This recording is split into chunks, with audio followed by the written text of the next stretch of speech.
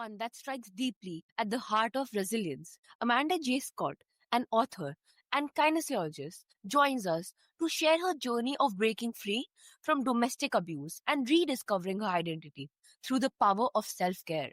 Her story isn't just about survival, it's about reclaiming wholeness, courage, and the quiet strength that lives within us all. Welcome to the show, Amanda. It's such an honor to have you. Lovely. Thank you so much, Anya, for having me on my show. And hello to all the listeners. So, Amanda, when you look back at the years you spent in an abusive marriage, what was the very first spark that made you believe change was possible? Well, I experienced domestic abuse in a marriage for 17 years. And yet, for the longest time, I didn't realize that what I was living with was abuse. You see, abuse takes many forms and it's often hidden, whether it's physical, emotional, mental, financial, or sexual abuse. It creates feelings of shame in the abused that keep them stuck. Nobody wants to believe that they're unloved or uncared for, so we make excuses for our partner's behavior rather than accept the truth that we are being abused. So that's why I wanted to shine more light on this issue, because my greatest hope is that my story can bring awareness and support to people still living in an abusive situation. Right, absolutely. So, I realized, with my journey, I realized that eventually it took me a long time to realize that I was worthy of respect, and I wanted a better life for myself and my children. So that's why I captured my journey to freedom in a book called Finding My Way Back to Me, because I believe we can all grow and move on from and have the opportunity to do that from an abusive relationship or situation. Yeah, totally. How did that spark evolve into the courage to finally act on it? Well, really, it all started my journey out of the abusive relationship when after I'd been walking in a park with a friend, and I returned to the car and I found 12 missed calls, all from my husband. I was terrified. I thought something had happened. So I called and he said, well, why haven't you been answering your phone? You have a phone, pick it up. I've been waiting here for my lunch. Well, this conversation was the beginning of the end. I had been lied to, financially abused, and told I was worthless. So in my case, abuse grew slowly. And what started out as one incident of disrespect became 2 and 3 until eventually it became the way I lived. I mean, I was told I was stupid, so it didn't take long for me to believe that. And that meant each time I was treated badly, it became my fault, because I thought if I was better, things would be better. So the emotional abuse enabled the financial abuse, because I was too scared to question my husband's decisions. Why? Because all I wanted was peace and the constant tension in the house to be relieved. So I did what I was told, hoping that he would be better. Right. And also, many listening may feel stuck in silence. And your story could be the reminder they need that even the smallest spark is worth following. Absolutely. Well, the truth is you do not need anyone else's permission to call it abuse. If it feels wrong, if you feel small, trapped, silenced, afraid, that is enough. You don't have to wait for it to get worse. Your feelings are valid and your pain is real. And I think the first step and the most powerful step for a woman is to acknowledge and to admit that she's in an abusive relationship. I mean, it might sound simple for someone on the outside, but when you're living in it, it's one of the hardest truths to face, because we make excuses. We normalize the behavior. We tell ourselves it's not that bad. especially if there's no bruises or broken bones to prove the pain. But abuse wears many, it's not always loud or or violent. I mean, most um, of the harmful abuse is the ones that are silent, control, manipulation, when you're constantly walking on eggshells. Emotional abuse and financial abuse erodes your spirit over time. And in some cases, the invisible wounds are the hardest to name, and there's often no big moment where it becomes clear. I mean, for some women, the turning point is when the physical violence finally happens. And for other women, it's a quiet moment when a glance in the mirror, a child's question, or an empty bank account that suddenly sparks a realization that this is not love. This is not life. Yeah, definitely. Mm. And you also describe self-care as a key to healing trauma. What does self yeah, what does self-care truly mean in the context of deep wounds like abuse? Well, self-care is everything. Self-care is when you make that decision, when you actually acknowledge it. So once you acknowledged it, that is a beginning. That is the moment your healing begins. You might not have all the answers and you might not be ready to take the next step, but by simply admitting it, cracks open the door to freedom. And this is when it begins your journey back to you. So self-care starts when you start taking care of yourself, knowing that you are worthy of more, worthy of respect, worthy of being treated with kindness and love. So when you acknowledge it, it's because you are worthy of more than surviving.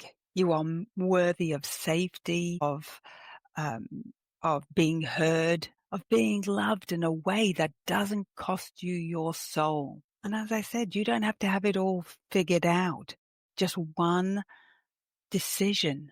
I will not put up with this any longer is enough to reclaim the next step is to start making your needs a priority. And that's what self-care is all about. It might feel foreign at first, or you might think it's selfish, but it's not. It's sacred. And for me, the biggest important decision I made was to make sure that I had space to breathe. And I found that space in nature. I was walking where it was quiet, a quiet environment where I was away from the chaos of my life, by the trees and the birds and the stillness, where I could process my emotions without any interruptions. And on those walks, I sort of began to make sense of how I felt, what I had tolerated, and who I had become in the process. And I started to reconnect with me. I guess I did. And it's very important to have support, to have a friend, even just one friend that knows about your situation and is helping you to find solutions to the current abusive environment you're in, because friends are a backbone to your path forward. So self-care is one of the most important things, because all starts to start putting yourself first, looking after yourself, taking care of yourself. Because in abusive relationships, we lose ourselves. We abandon our needs just to keep the peace. Yeah, absolutely. But that's amazing, the power of self-care. Yeah, absolutely. It is.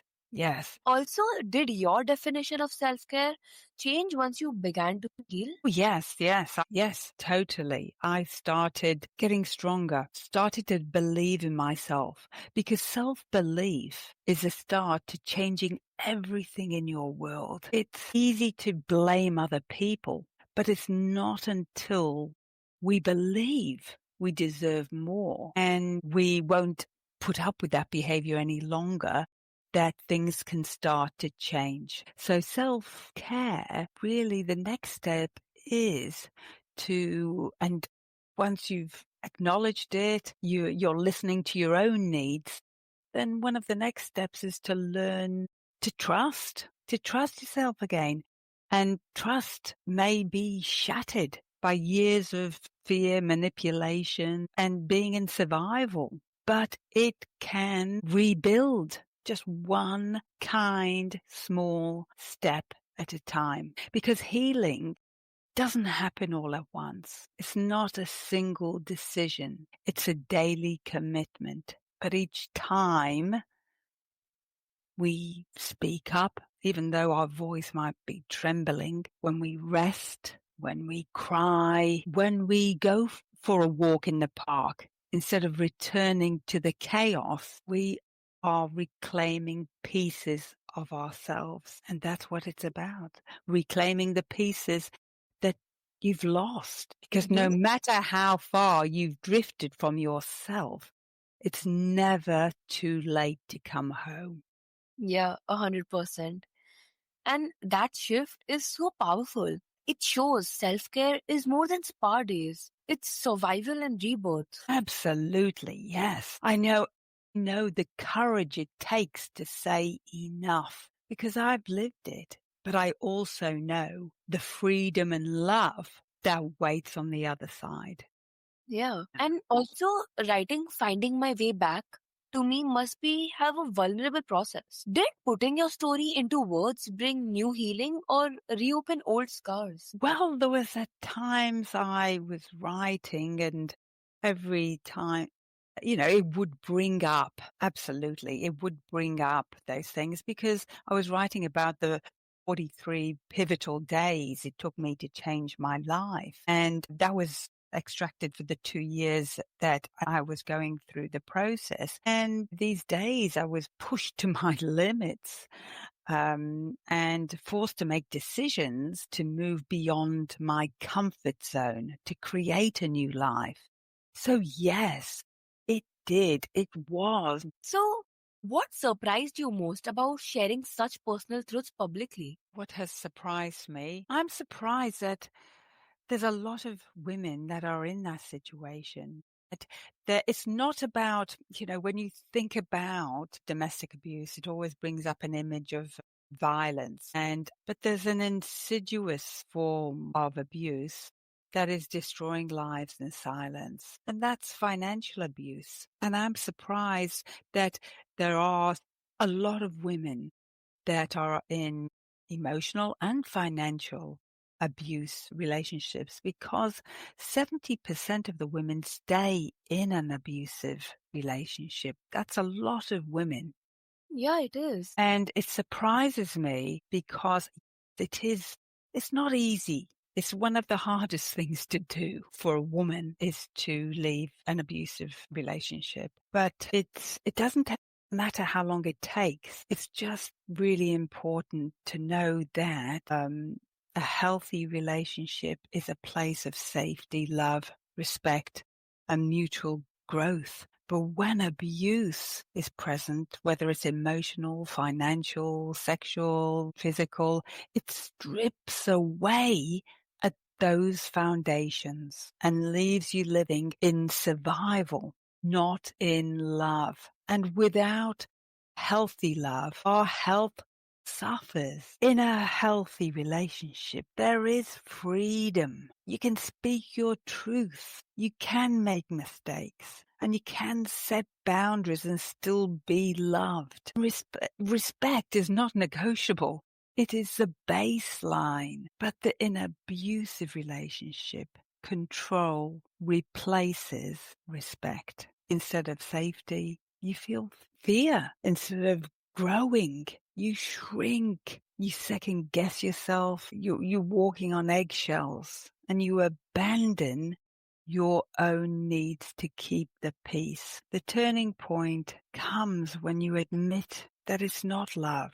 So until you name it, you can't change it. And it's important to recognize and acknowledge the signs of abuse. because this is the first step to break the cycle. And I think, especially if you have children, don't tell yourself you'll stay for the children, because what we teach our children in that situation is that love equals abuse. And one of my primary motivations for leaving the marriage was to show my children the importance of self-respect. That's great. And it's so inspiring to see vulnerability become a bridge for others' healing, not just your own. Now, well, I think it's so important to help others. If you've found your way back to yourself, then I do what I do because, once I found my way back to me, I could not keep that to myself. Because I believe every woman should feel safe in her own skin, trust her own voice, and live life like it feels like hers, not shaped by fear, control, and survival. So that's what I do, why I do it, to remind women that they're not alone and their stories matter. And no matter how far they have drifted from themselves, it's never too late to come home. Yeah, 100%. Mm. So, Amanda's story reminds us that no trauma defines us forever. Healing is possible, and self care can be the key that unlocks freedom. If her words moved you, take one intentional step of care for yourself today, no matter how small. Healing begins with that first act of saying, I matter. Thank you, Lovely.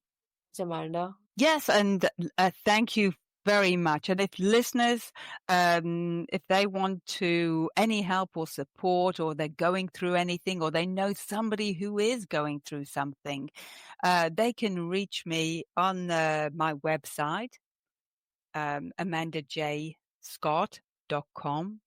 And they can receive blogs. And I'm always there to help or answer any questions anyone needs to get through these situations. Perfect. Thank you so much, Amanda. That's so helpful. Thank you very much, Anya. Lovely to be on your show today. And lovely. Thank you to all the listeners.